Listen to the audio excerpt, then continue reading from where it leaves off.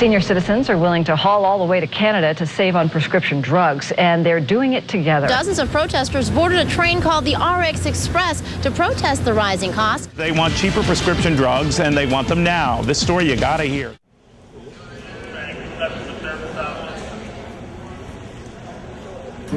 This past fall, a group of Americans rode the RX Express to Canada to buy lower-cost prescription drugs. My name is Patricia Parker. My name is Steffi Barstow. My name is Tom Garber. My name is Carol Jaquez. My name is Jerry Flanagan, and we're here to talk about an issue that is affecting every American.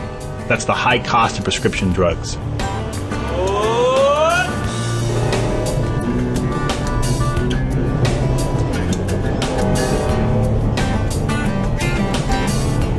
The point of this trip is not just to go up there and buy 3 months worth of prescriptions, although I know for some of you and some of the folks will be picking up, that will have a major impact in terms of this budgeting over the next 3 months, but it's a limited period of time.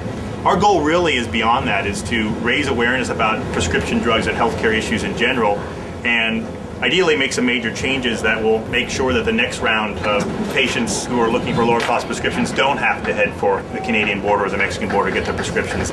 The reason Canada, Ireland, England, France, and Germany get a really good deal on prescription drugs is because those governments bulk purchase medications on behalf of their patients. They negotiate lower rates.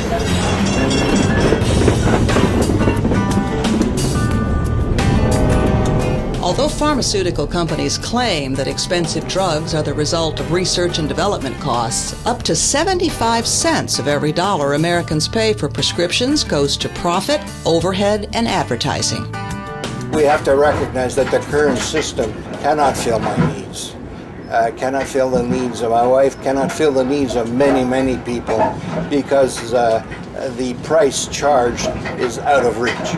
And the prices are compelling impossible choices for the people, either eat or take pills or decrease dosage or increase the time between doses and things of that nature. That's not how the disease itself is treated.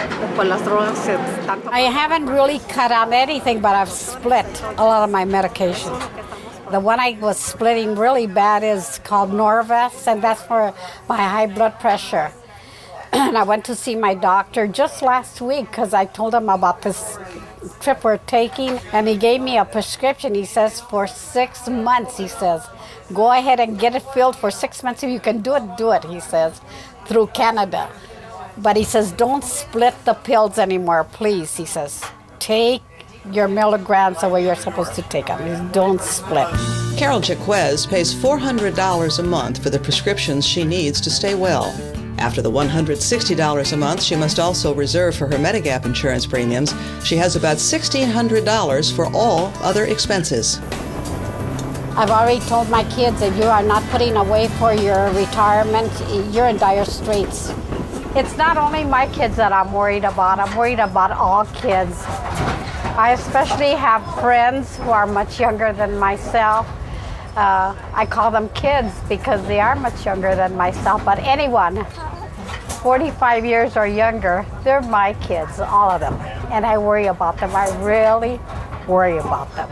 I would like to get across to the younger people of today, because young 20-year-olds and 30-year-olds, they don't think of a health plan. That's the farthest thing from their mind. But down the road, 10, 15 years, it's going to be affecting them personally. So we need to get younger people involved with this also. I may not be a senior citizen yet, but I fall into this category where we've got a medication that we're supposed to take, and it costs so much that if the doctor says take it 3 times a day, we're taking it once. Doesn't have the same effect. When you have a medical bill that is more than your rent, something's very, very wrong.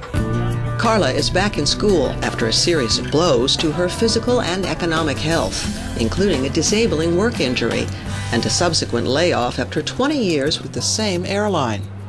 She has medical insurance again, but the drug benefit caps at $2,000, which covers her needs for less than half a year. At the rate that I had been filling prescriptions, I could expect it to cost me about $653 a month once I was past that cap. So that's far more than I can afford. A lot more people are touched by all the problems now, not only the retirees, but the self-employed, the individually employed, and the people that have planned with their company. So a lot of people are getting more aware that the problem is going to affect all of us eventually and in the near future. I think that our legislators have forgotten that they have parents and that people do not have the incomes they have, and that those of us even within my age range and slightly younger do not have IRAs. Very few Americans communicate in any way with the leaders of the country or the state, but someone is contacting them and someone is influencing them, and it's the lobbyists. It's the people representing special interests. And therefore, that's who our politicians are listening to, the ones that are contacting them. And unlike if the average citizen contacted them, the lobbyists are contacting them with a fistful of money in their pocket at the same time.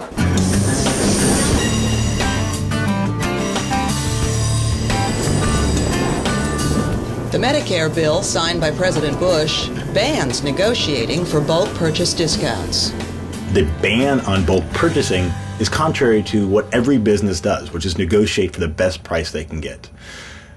Business owners who are buying bulk glass for their auto repair shop or tires or paper clips are going to get a better deal when they buy a truckload versus one box. Well, that just sounds like good old-fashioned capitalism. The fact that this kind of basic business approach, very kind of market-savvy approach to getting better rates and controlling costs, the fact that the government itself was banned from doing that, or the Medicare program in particular was banned from doing that, is absurd.